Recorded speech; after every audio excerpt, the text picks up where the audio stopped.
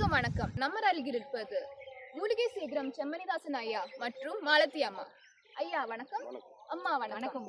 ஐயா, இது என்ன மூலிகை? இது காரக்காய் மூலிகைன்னு சொல்லுவாங்க.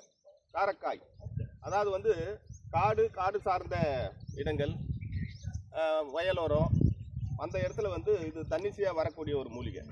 இது செம்பு சத்து நிறைந்த மூலிகை. இது பார்த்தீங்கன்னா நிறைய முள்ளு நிறைந்த மூலிகை. ஒரு குத்துச்செடி மாதிரி ஒரு 10 மீட்டர் அளவு கூட வளரும். இது அப்பேற்பட்ட ஒரு மூலிகை தான் இது. இது மெயினாக எதுக்குன்னு பார்த்தீங்கன்னா, நம்ம மருத்துவத்தில் பித்தப்பை கல்லை கால் பிளாடர் ஸ்டோனை கரைக்கக்கூடிய இந்த இலையை நல்லா ஒரு பிடி அளவுக்கு உருகி எடுத்துக்கணும். ஒரு அரை ஸ்பூனு சீரகம், ஒரு 10 மிளகு வச்சு நல்லா நைஸாக அரைச்சிட்டு மோரில் தொடர்ந்து ஒரு 10 நாளைக்கு சாப்பிட்டு வந்தோம்னா அந்த பித்தப்பையில் இருக்கிற கல் கொஞ்சமாக கரையாது. இதனால என்ன மருத்துவ குணங்கள் இருக்கான்னு சொல்றீங்களா? அதாவது இப்போ நம்ம சொன்னது பித்தப்பைக்கு சொன்னோம். அடுத்து பார்த்தீங்கன்னா இந்த பட்டை இருக்கு பாருங்க. இந்த பட்டை, அதனுடைய வேர்பட்டை, தடை, இது மூணும் போட்டு வாத நோய்க்கு எண்ணெய் காய்ச்சலாம். வாத நோய்க்கு இந்த கை கால் வலி, கழுத்து வலி, முதுகு வலி, ஆமாம், அதுக்கு இது மூணும் ஈவனாக ஒரு 10 கிராம் அளவு எடுத்துக்கிட்டு கொஞ்சம் சுக்கு, கொஞ்சம் மிளகு, கொஞ்சம் பூண்டு, சும்மா ஒரு 5 கிராம் அளவு எடுத்து 1 லிட்டர் நல்லெண்ணெயில் போட்டு நல்லா பக்குவமாக காய்ச்சி ஆற வச்சுக்கிட்டு அந்த வாத நோய்க்கு மேலே பூசலாம். அந்த மாதிரி ஒரு சிறந்த மூலிகை. கொட்டை பாருங்க, மஞ்சள் கலர் நிறைய இருக்கு. கொட்டை மஞ்சள் கலராக இருக்கு.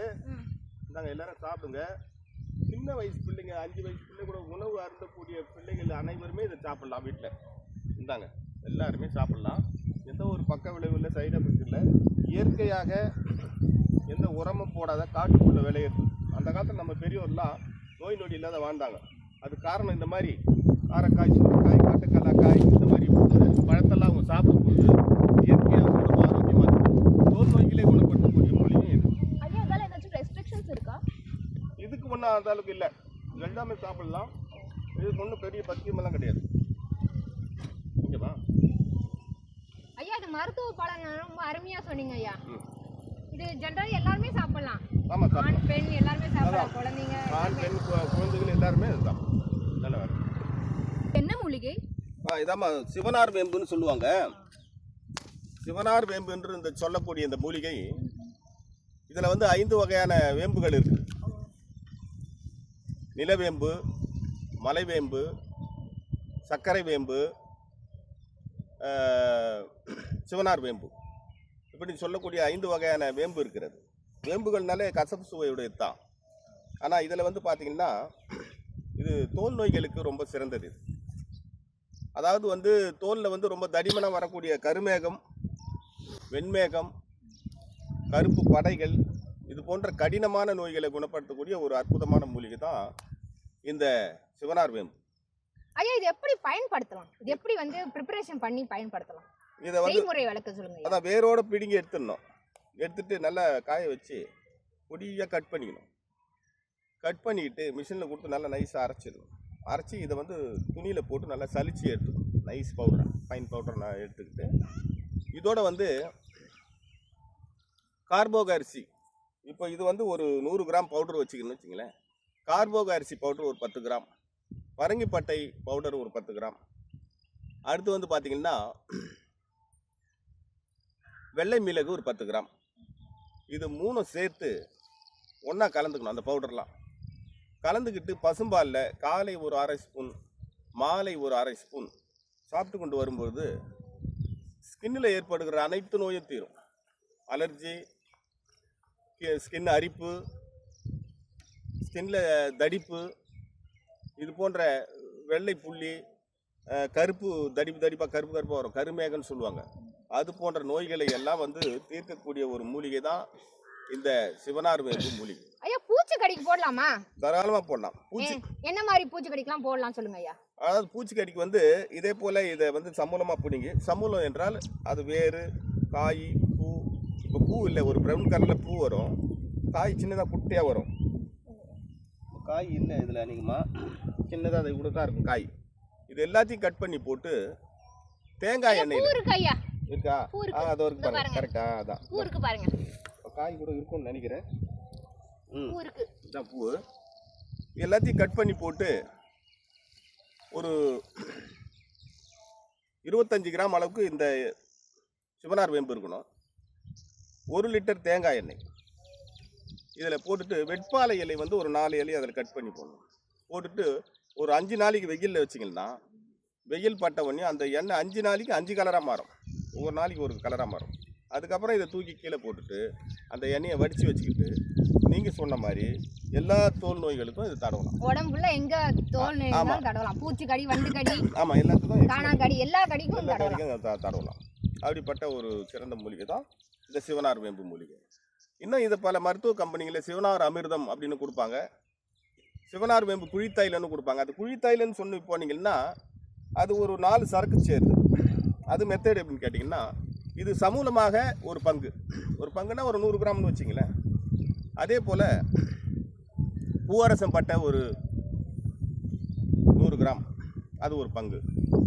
அதே போல் சங்கன் வேர் பட்டை அது ஒரு பங்கு. அதே போல் வாலுழுவை அரிசி இது 4 ஒன்றா கலந்து குழித்தையில இறக்கணும். குழித்தையில எப்படின்னா, ஒரு பூமிக்குள்ளே ஒரு சின்ன பள்ளம் வெட்டி அதுக்குள்ளே ஒரு சட்டியை வைக்கணும். அதுக்கு மேலே ஒரு பானையை வைக்கணும். அந்த பானைக்குள்ளே சரக்கு இருக்கணும். அதுக்கு மேலே ஒரு சட்டி வைக்கணும். அதில் வந்து தண்ணி ஊற்றணும்.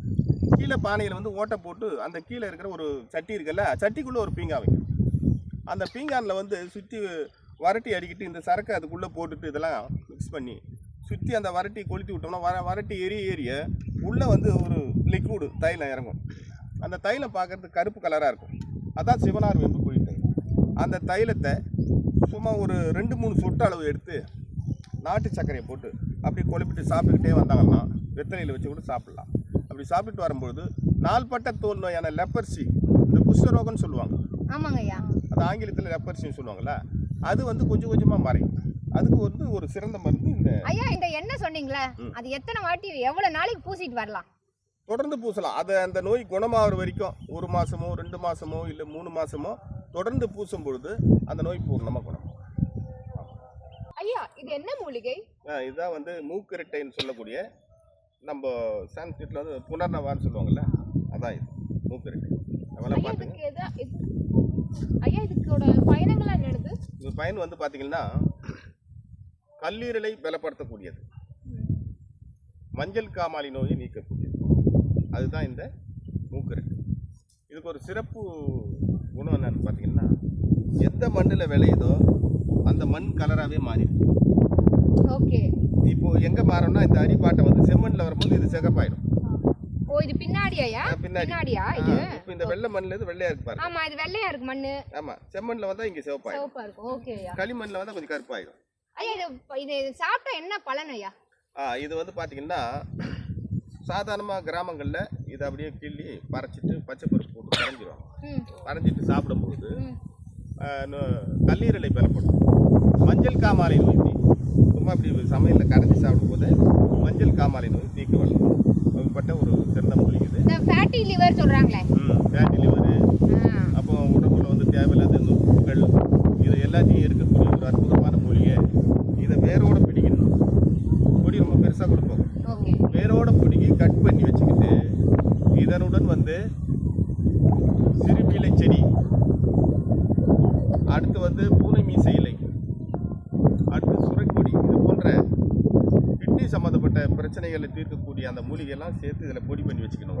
கல்லீரல் அப்புறம் கிட்னியும் குணப்படுத்துது. அதுவும் குணப்படுத்தும். அருமையா, அருமையா. உடம்புல இருக்கிற ராஜ உறுப்பு, மூளை எல்லாத்துக்குமே, நுரையீரல், கல்லீரல், மண்ணீரல், மூளை எல்லாத்துக்குமே குணப்படுத்தக்கூடிய ஒரு அருமையான. ஐயா, இதனால என்னென்ன உணவுகள் கட்டுப்படுத்தணும்? உணவு கட்டுப்பாடு இதில் ஒன்றும் பெருசாக இருக்காது.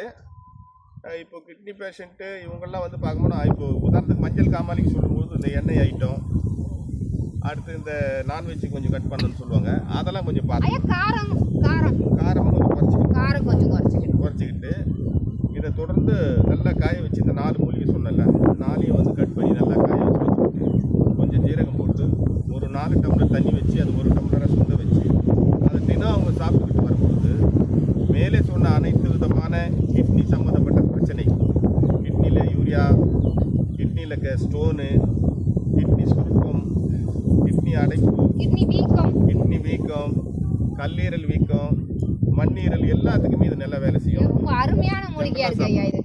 ஐயா, எல்லாருமே சாப்பிடலாம், சிறு பிள்ளையிலிருந்து பெரியவர் வரலை. ஏன்னா இது ஒரு கீரை இனம். அந்த கீரையிலே ரொம்ப சிறப்பானது.